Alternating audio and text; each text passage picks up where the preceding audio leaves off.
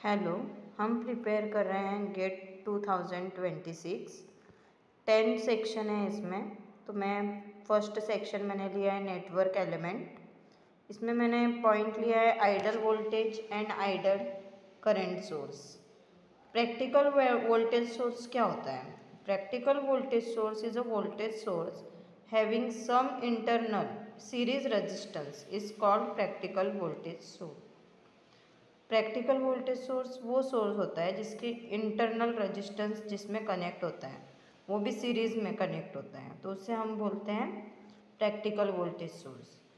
Idol voltage source ऐसा voltage source जिसमें internal resistance series में कनेक्ट नहीं होता, जिसमें वोल्टेज का ड्रॉप नहीं होता, उसे हम बोलते हैं आइडल वोल्टेज सोर्स।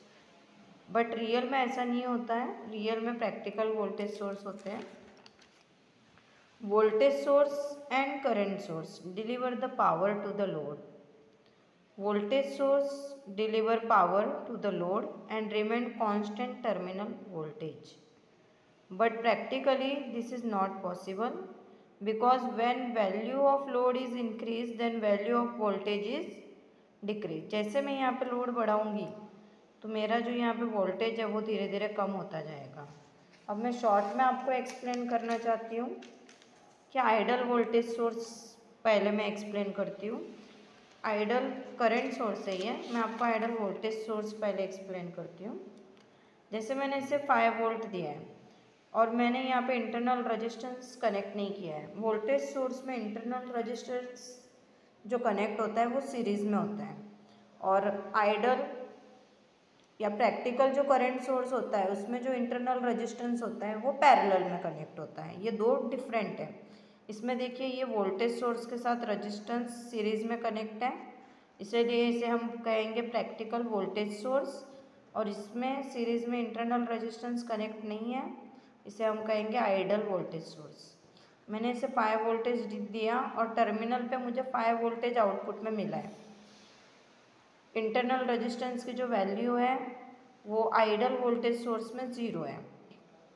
मैंने 5 वोल्टेज प्रैक्टिकल वोल्टेज सोर्स के बारे में बता रही हूँ। मैंने 5 वोल्टेज सोर्स दिया लेकिन वोल्टेज का ड्रॉप हुआ है 1 ohm resistance, current 2 ampere, V is equal to IR, so 2 voltage drop हुआ है और मुझे आउटपुट पे 3 वोल्ट मिला है।